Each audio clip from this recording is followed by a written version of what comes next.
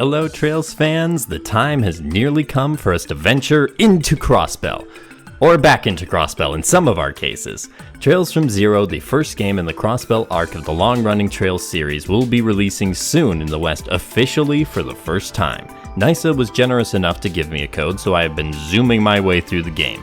I was given a code for the PC version of the game, and that is the version that will be shown on screen unless I have text on screen saying otherwise. As I was speeding through though, I reached out on YouTube and Reddit and asked people what they wanted to know about the upcoming release, and I have answered as many of those questions as I can in this video. For your convenience, I have split this video up into 4 parts. Part 1 will be covering the basics of Trails from Zero for those who want to refresh or just don't know this game. Part 2 will be covering the differences between the PS4 and the PC/Switch versions of the game, since that was the most frequently asked question I got. Part 3 will be covering more game-related questions. I'll give a warning that there might be some minor spoilers before I answer those. And finally, Part 4 will be my personal thoughts on the game and other more subjective matters. You can follow the chapters in the video. That will help you if you want to skip any particular sections.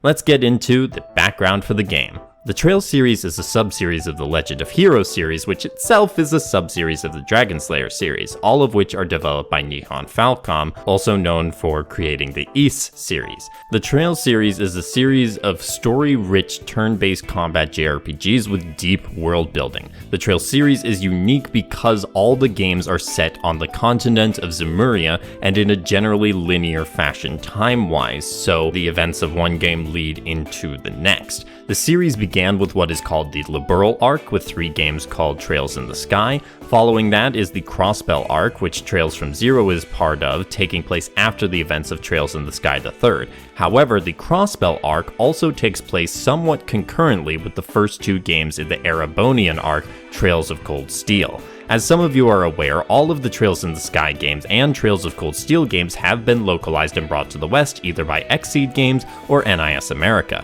For various reasons that I've gotten into in a past video on Trails localization, but can't get into as much here, the Crossbell arc of Trails from Zero and Trails to Azure were skipped over in the localizing process. Until now. Trails from Zero is set in the Crossbell state, a state in between the 2 biggest superpowers of the Trails series, the Erebonian Empire and the Calvard Republic. While Crossbell is supposedly independent, both the Empire and Republic have factions within Crossbell trying to gain advantage over the other and take control of the state. Crossbell has also become a center of commerce though, so open conflict over the city risks destabilizing the economy. With these riches though comes a reputation as the City of Sin, with lots of unchecked powerful criminal groups. This is the backdrop for our protagonist Lloyd Bannings, a rookie detective with the Crossbell Police Department assigned to an experimental group called the Special Support Section. Their job? To prioritize and respond to citizen concerns. He is joined on the team by Ellie McDowell, Teo Plato, and Randy Orlando, and the SSS must find a way to help the citizens of Crossbell within the tangled political and criminal web that the state finds itself in. The game was initially released for the PSP in Japan in 2010. A PC port was licensed out to a Chinese company called Joyoland that later found its way to Japan as well in 2013. Before that, an updated release called Zero Evolution came to the PS Vita in 2012 in Japan.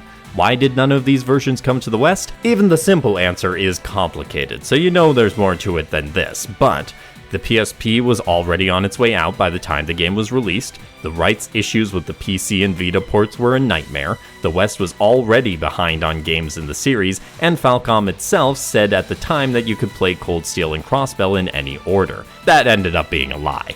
There's more to it, but Lloyd and his friends got left out and left behind by the West for some time, at least by official groups. During this waiting time, a group led by users Gurren, Zero G Monkey, Flamethrower, and Yang Shu did a fan translation of the game.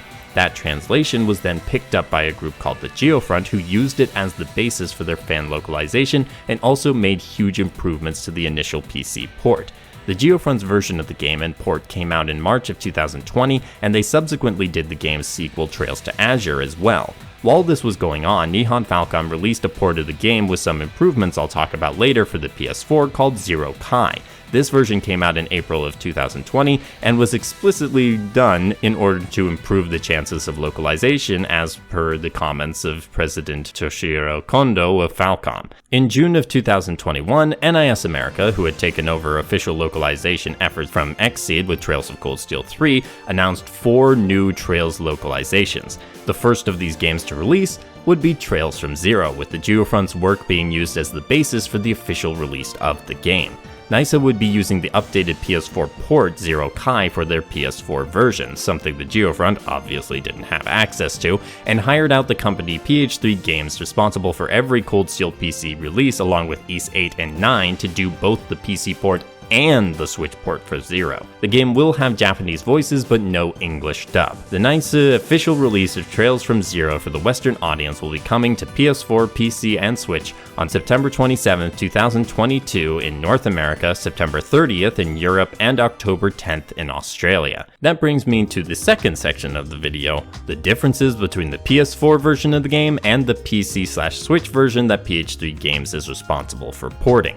Also, for those who skipped the background section, I'm going to be referring to certain earlier versions of Zero, including the PSP original, PS Vita Evolution version, Joyoland PC version, and the Geofront version. The PS4 version of the game is Zero Kai, and is mainly a port of the PSP version with some additions and changes. The game uses the improved HD character portraits from the Vita version, additional voice acting, also from the Vita version, HD graphics, although with low-res textures still. The game can now run at up to 60 FPS, some new character cameos from later games have been added, and they added in turbo mode. It's called high speed mode in the Kai versions, speeding up travel and battle when on. While my research has also found articles claiming the sound quality of the music and sound effects has been enhanced, that is not something I've been able to corroborate.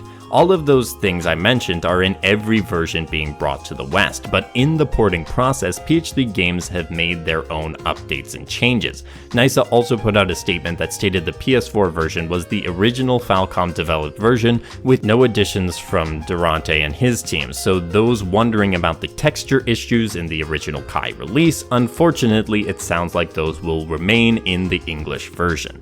Durante, the head of PH3 Games, has made several blogs on Steam about what his team has done and added for Zero. Those are linked in the description, but I will mainly be going off of that with accompanying footage.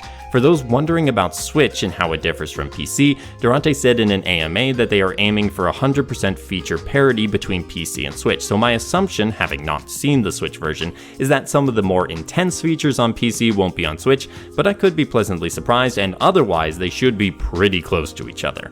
Here are some of the features added for PC and Switch. A wide variety of aspect ratio supports from ultra-wide to 4:3 and including the 16:10 ratio found on the Steam Deck. Mouse support where you could play most of the game with just the mouse, adjustable UI allowing you to scale and even hide the status of characters, a message log with replayable voice, increased draw distance, variable frame rates and a limit up to 144 FPS, anti-aliasing, higher quality character sprites. This one I noticed immediately upon playing. Higher quality textures for UI, map, and 3D assets. Durante has also teased a third blog to talk about further changes covering optimization, but that's what we have so far. The PC version of the game plays very smoothly, loading times are short and sweet, the game looks refreshed, and I had a great time with it. Some people asked if the Kai changes were enough to justify the price of getting this game or advising on which version to get.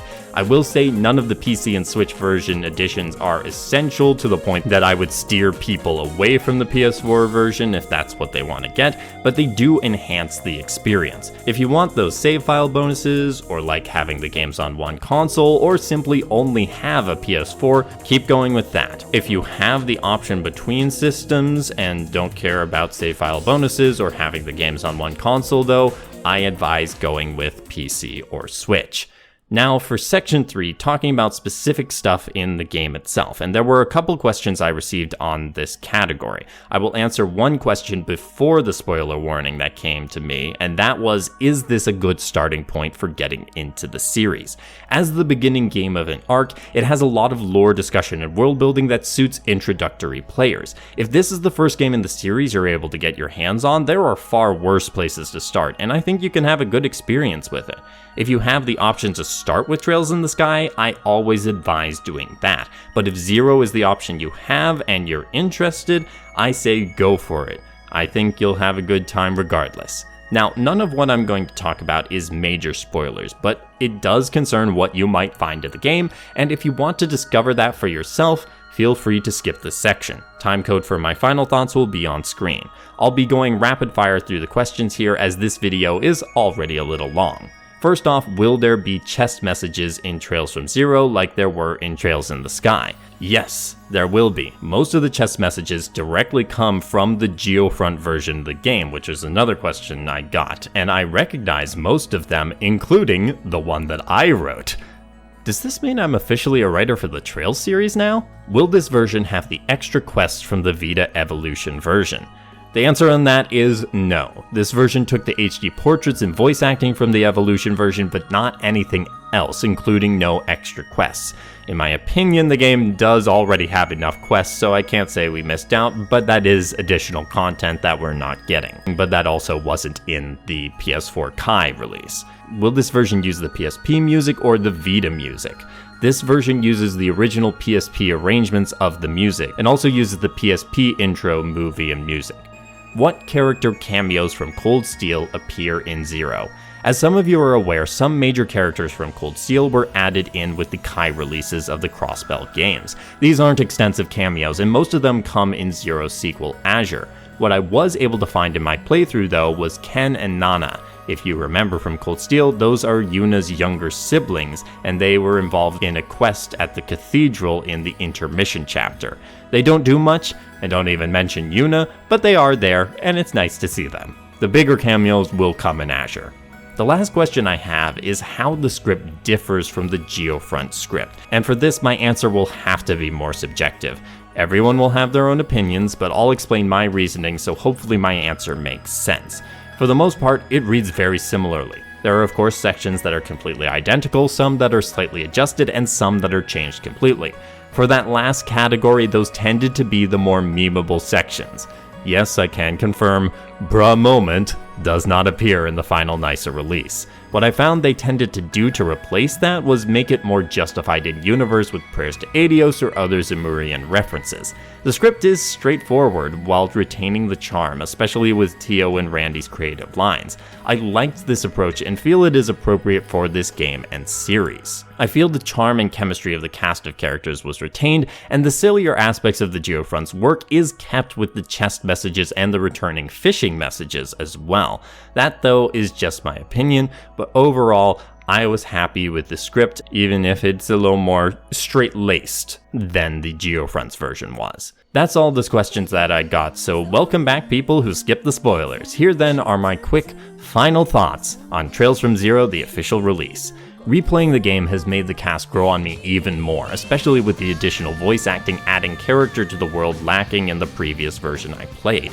All of the cast had standout moments, and we must all give Tio the best we can offer because she can do no wrong. This is a classic Trails game with all the NPCs to talk to, quests to complete, books to gather, fish to fish, and more you could ever ask for. I talked about how smoothly the PC version ran and felt PH3 Games has done great work on the series, and there's a reason they keep getting brought back. Fantastic job. If you have not gotten the chance to play Zero before and are a fan of the series, there is no reason not to get and play this game. Trails from Zero is a great game across the board. If you have played Zero before, hopefully my video can help you make your decision on whether to get the official release and play it again. I will note for your benefit though that Trails into Reverie coming next year does have save file bonuses for Zero and Azure in case that factors into your decision. Otherwise, I leave it to you, and I hope you all enjoy if you do play it.